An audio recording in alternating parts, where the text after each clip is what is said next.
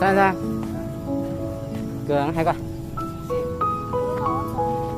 hay con 아주 내가 아주 뭐 아주 그거 아주 네 다시 어떻게 해요?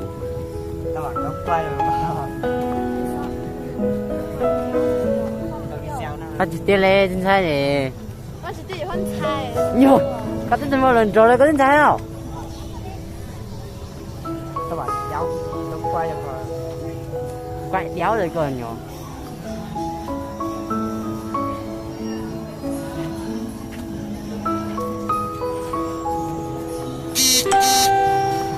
Đây rồi, đây, đây nhá.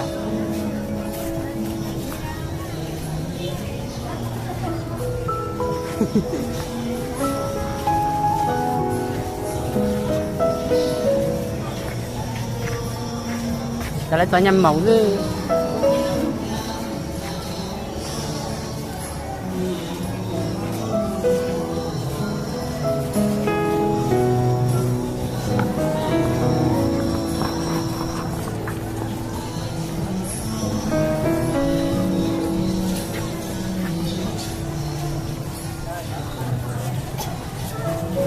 Lạnh thế.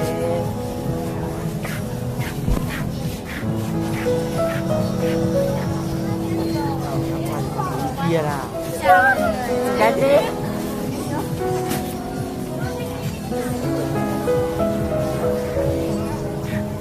Lấy cả like nữa ra đây. Lấy cả like nữa tháng đây để cái thứ gì nè cái thứ gì nè cái gì mà tí 2 phút là mấy nó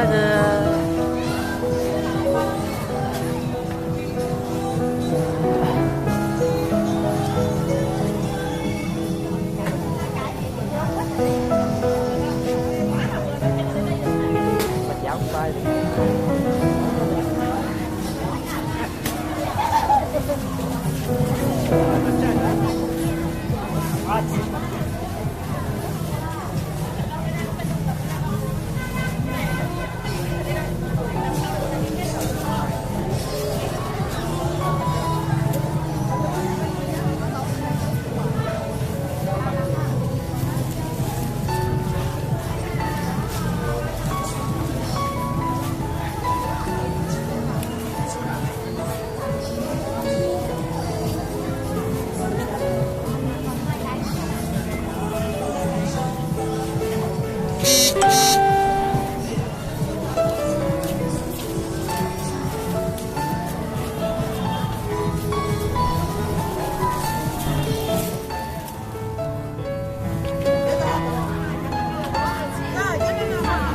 em cười tươi đấy.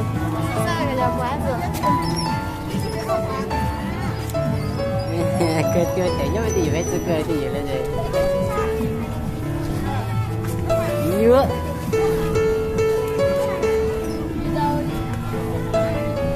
các bạn quay Đẹp quái. Cái quả của cái nhàm như thế này, cái gì cho nó lấy sách rồi.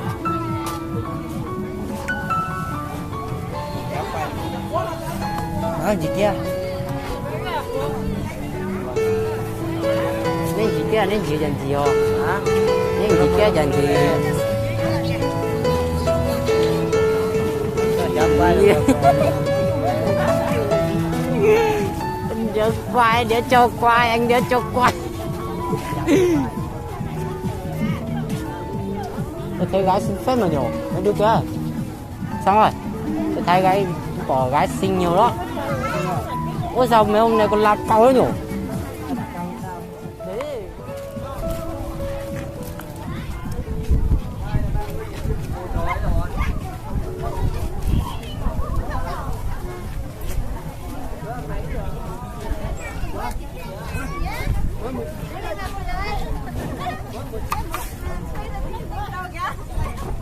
Nhựa nhìn cái mặt vanh vanh về đây lúc này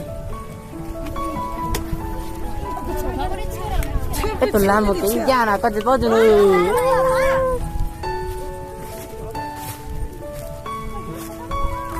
cái da không lá cái một tọt trâu là ya cái da không có thì một tọt trâu nè Ở châu đâu?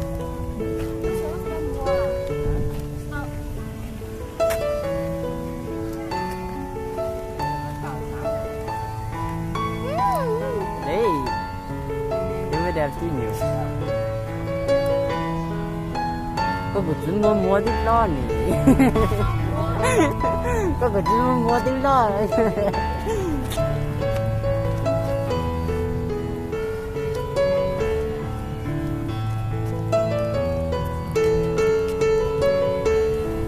Vọng gì mà.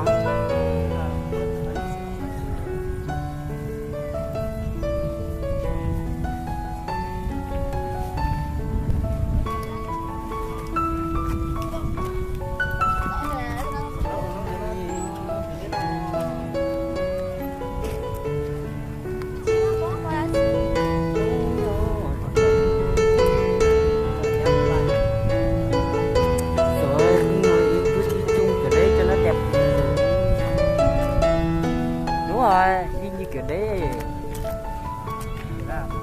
có trẻ ôn như hát hả? Có thiệt hả? Đúng rồi.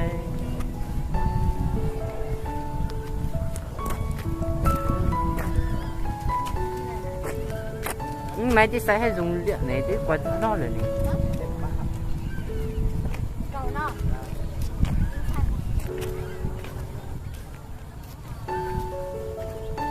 Chả tụi mình thấy nó có chỗ.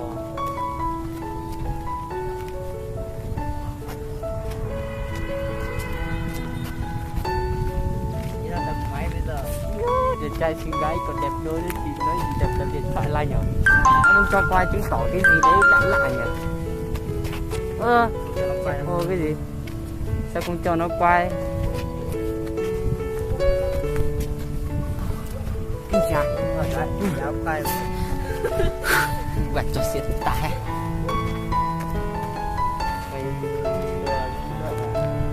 Hôm nay tôi còn mang cái điện thoại quay rồi mày có biết à? Tao thích. Là nhỉ? Hả?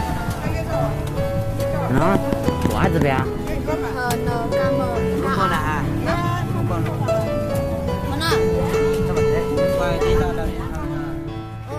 là có sự có lúc cầu kỹ lưỡi đây. Ôi giời này xinh cái đấy mà to thế, chân dài đấy. Ôi lại trắng nữa cơ. Ôi giời, không mà cái gì mà váy trắng để xách vào xịt qua rồi.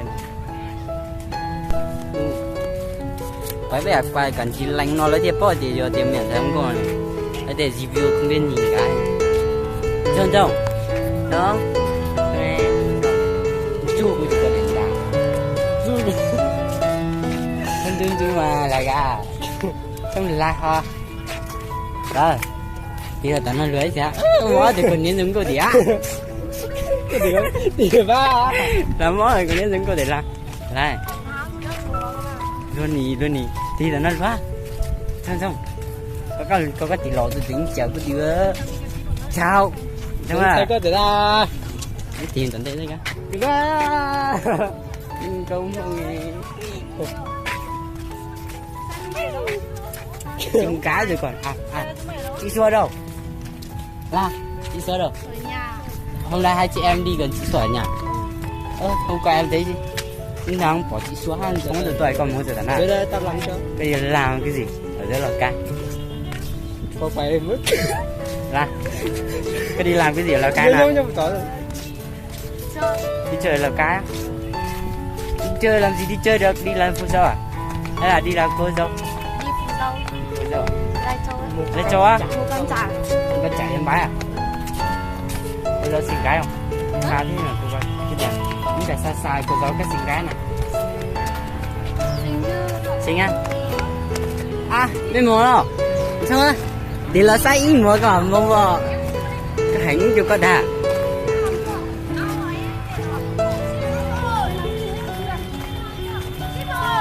Không?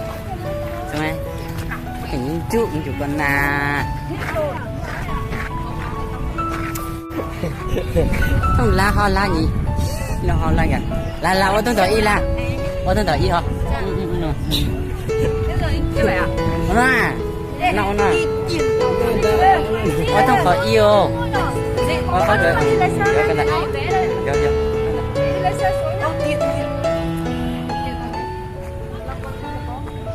Tao xảo đó. Cây bể không á?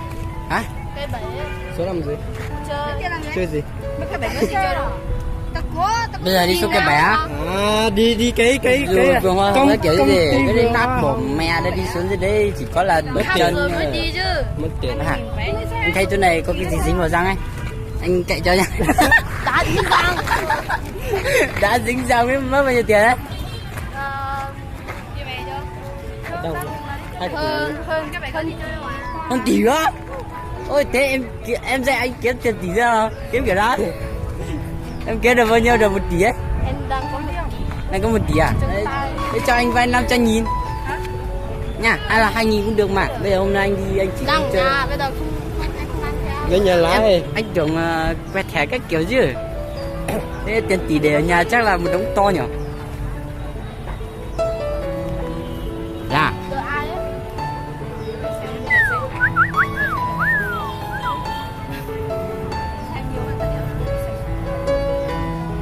Mình sẽ xịt quay luôn. Dạ, xịt cái thế. Đấy mà từng là cái là tên công mà là cái. Từng xong mình gì không có đúng chắc. Quá tôi để mua la rồi. Trong ấy tổng